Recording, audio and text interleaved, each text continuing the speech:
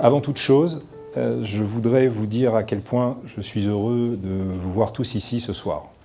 Ce qui nous unit, c'est la primauté que nous accordons au goût, et au goût du vin en particulier.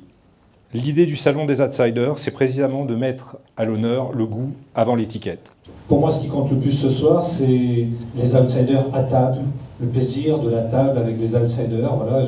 Et si vous voulez, ça a été bâti, construit pour qu'on passe un super moment, fin, de plaisir, tout en restant critique, parce que je ne peux pas m'en empêcher, c'est comme ça.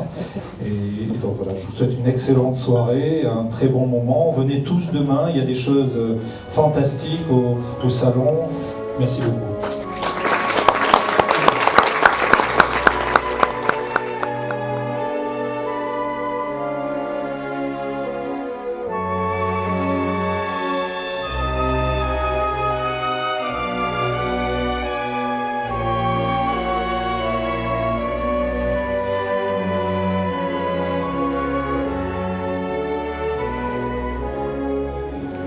Je voulais vous parler du Clos Floriden Blanc 2010 que l'on vient de goûter.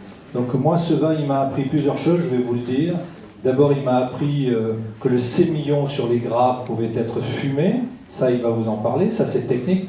Mais surtout, ce qui m'a appris, que j'ai adoré, c'est le toucher dans la bouche. Voilà, ce vin caresse le palais. Et quand vous avez mémorisé ça, vous vous dites, ils le font pour le vin blanc, est-ce qu'ils peuvent nous le faire pour le vin rouge? Alors que le vin rouge, c'est tannique, c'est-à-dire âpre, ça enlève la salive, etc. Donc un grand vin doit être caressant, même quand il est rouge, comme le Clos Floriden peut être caressant. On a l'habitude de voir de la Saint-Jacques avec un vin blanc. Mais là, on a ce soir une texture qui est toute particulière et surlignée avec cette sauce avec une finale fumée qui s'accorde parfaitement avec le Clos Floriden, qui est un grave qui n'en est pas un, parce que c'est un grave qui est sur un sol calcaire, qui donne cette finale un peu crayeuse, un peu jus de caillou, comme certains pourraient dire, qui est la caractéristique de Clos Floriden. Voilà.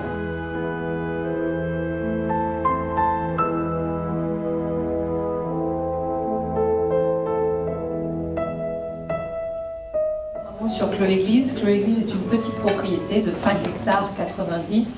On fait à peu près 12 à 15 000 bouteilles de Clos l'Église. C'est un vin donc extrêmement confidentiel.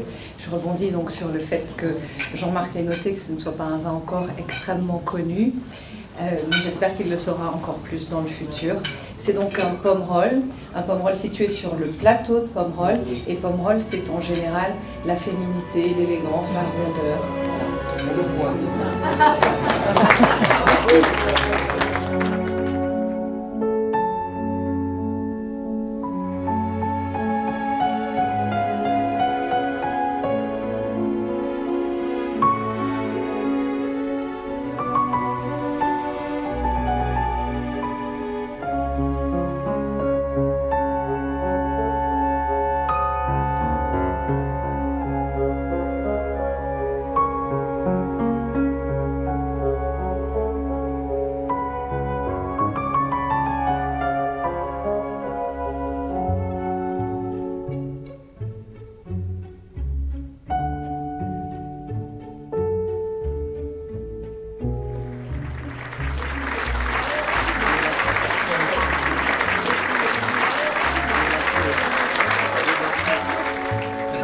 En tout cas, merci beaucoup, c'était absolument délicieux. Merci à tout le monde. Et